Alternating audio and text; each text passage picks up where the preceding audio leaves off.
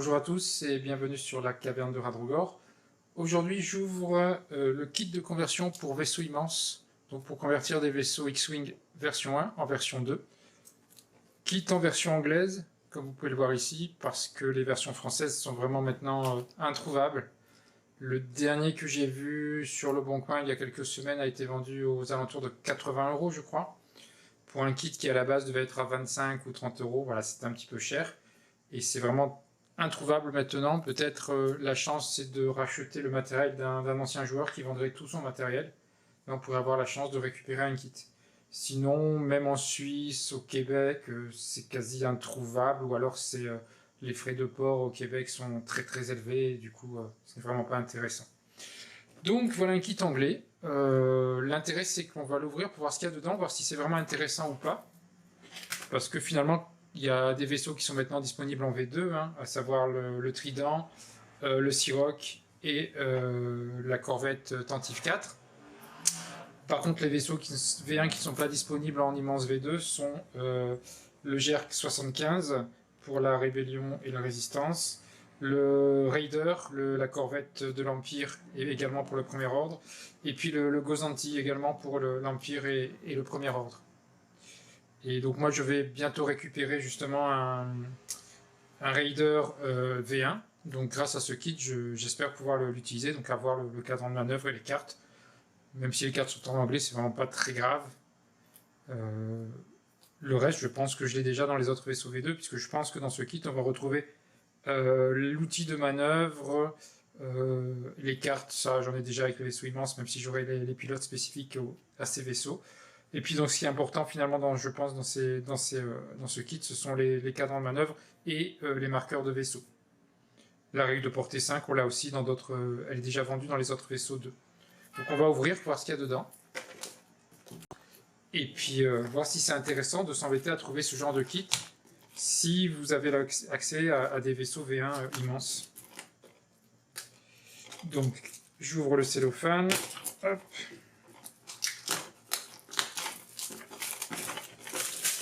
Voilà. Donc, qu'est-ce qu'on a là-dedans ?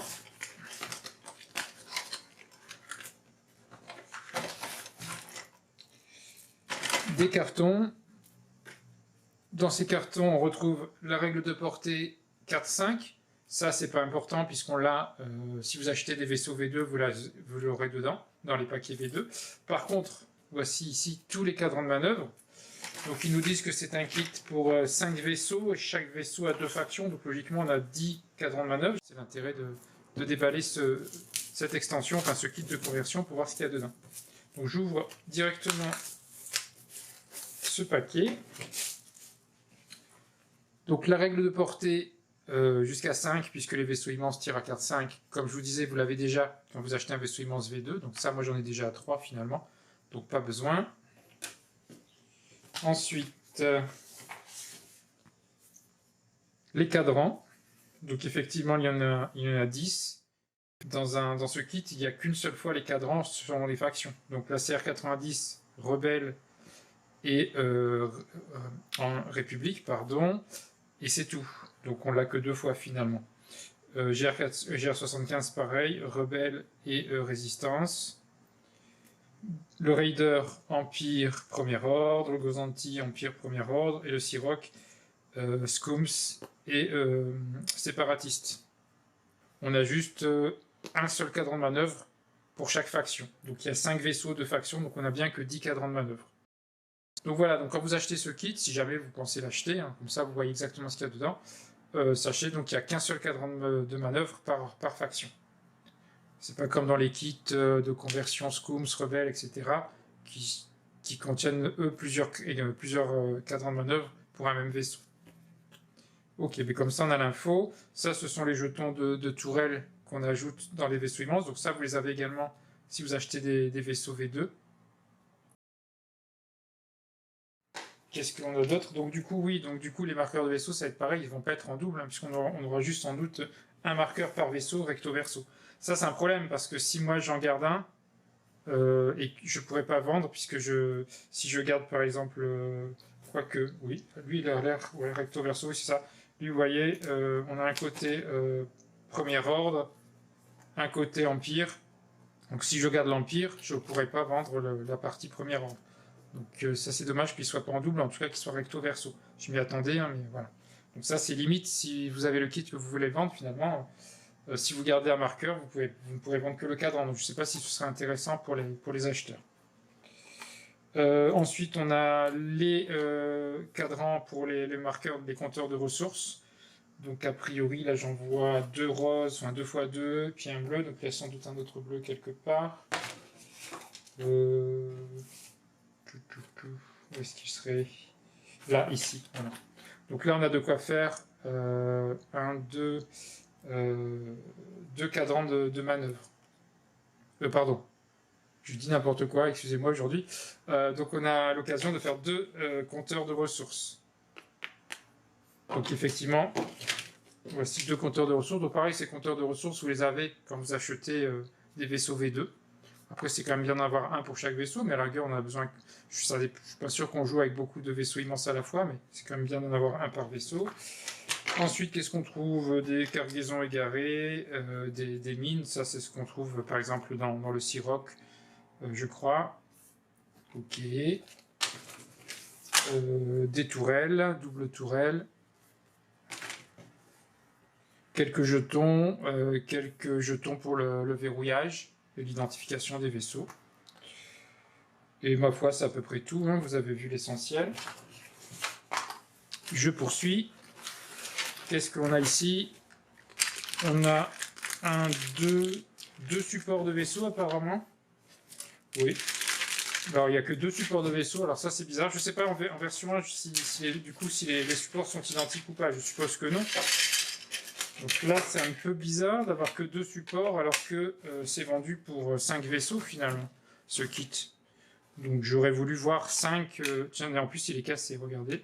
Il a mal voyagé, là je vois que... Ici il est cassé. Je vais essayer de mettre un petit point de colle, ça devrait le faire, colle plastique, ça devrait le retenir. Donc seulement 2 supports pour vaisseau immense, ça c'est un peu dommage. Si en V1 ce ne sont pas les mêmes, on devrait en trouver 5 et non pas 2, hein, je trouve. Ensuite, là, du coup, on a 4 pieds, hein, puisqu'il faut 2 pieds par vaisseau immense, donc 4 pieds, 2 pieds pour chacun des 2 socles. Cet outil qui permet de manœuvrer les vaisseaux immenses V2, donc il n'y en a qu'un dans la boîte, sachant que quand vous achetez un vaisseau V2, il y en a un dans chaque boîte V2. En fait, par exemple, moi j'ai 3 vaisseaux V2, j'en ai déjà 3 de règles comme ça. Donc là, à la rigueur, celle-là ne me sert pas. Qu'est-ce qu'on a encore dans la boîte? Un certain nombre d'œillets, donc évidemment pour tous les cadrans de manœuvre, plus pour les compteurs de ressources. Et puis finalement, forcément des cartes. Une notice également. Alors les cartes, on va trouver les 30 cartes de dégâts pour vaisseau immense, ici en anglais. C'est pas un souci puisque dans les vaisseaux immenses V2 que j'ai acheté, ce paquet de cartes est vendu également, et évidemment en version française. Donc j'ai déjà 3 paquets français comme ceci. Donc le paquet anglais ne me sert pas de toute façon. Et puis ensuite on a deux paquets de cartes donc, pour tous ces vaisseaux. Donc évidemment en anglais. Donc on va trouver... alors là on a des cartes d'équipage. Il faut voir si j'arrive à l'ouvrir rapidement pour vous montrer. C'est pas toujours simple d'ouvrir ces plastiques. J'aurais dû prendre un couteau. Ouais, je me débrouille comme ça. Voilà, donc de l'équipage, Impérial, vaisseau immense, Scum, vaisseau immense, ok, équipage, ok, bah là il faudra que je fasse le tri, puisqu'il y a certains équipages, je les ai déjà dans les versions, dans les vaisseaux V2. Ce qui m'intéresse plutôt dans ce kit, ce sont les pilotes, pour les vaisseaux que j'aurai en V1, et que je voudrais convertir. Ces cartes-là, on les trouve, la plupart, je vois, c'est des cartes qu'on trouve dans les versions, dans les vaisseaux version 2, déjà disponibles. Donc la plupart, je les ai déjà en français finalement. Pas forcément toutes, hein, mais la plupart. Donc je pourrais faire le tri, mais si ça tombe, j'aurais pas besoin de toutes ces cartes. Regardons l'autre paquet qui doit contenir les pilotes. Donc pareil, je vais essayer de l'ouvrir sans trop tarder, sans couteau, ce qui est dommage. Oui, je fais la vidéo un petit peu au dernier moment, c'était pas prévu, et puis je voulais, par curiosité, regarder ce qu'il y avait dans ce paquet, donc je me suis lancé au dernier moment sur cette vidéo. Et du coup, peut-être elle était pas très bien préparée, voire pas préparée du tout, c'est vraiment une sorte de live, là. Et évidemment, je n'arrive pas à ouvrir ce paquet. Petit moment. Ah, ça y est. Voilà. Ok. Donc, qu'est-ce qu'on a là-dedans? Les cartes spécifiques au vaisseau immense, hein, les cargaisons, donc les scanners, les noyaux de puissance, les réserves de Tibiana, etc. Donc ça, pareil, on les trouve, hein, je les ai déjà vus dans mes vaisseaux immenses V2. Par contre, on va aussi trouver les cartes de type titre, donc spécifiques à certains vaisseaux immenses, par exemple là pour la GR75, donc ça je les ai pas, donc typiquement ça c'est des cartes à conserver, qui ne seront pas en double, pareil, donc on peut pas revendre. On va les garder, voilà. Et enfin, les pilotes, c'est ça qui m'intéresse. Alors, qu'est-ce qu'on a comme pilote? On a les pilotes de la CR90, donc ça, on les a déjà dans la V2. Enfin, moi, je les ai déjà, donc éventuellement, c'est vendable. Le Raider, ici, donc version premier ordre et version Empire pour le Raider. Ensuite, GR75, donc 2 pilotes. Gozanti, 2 pilotes.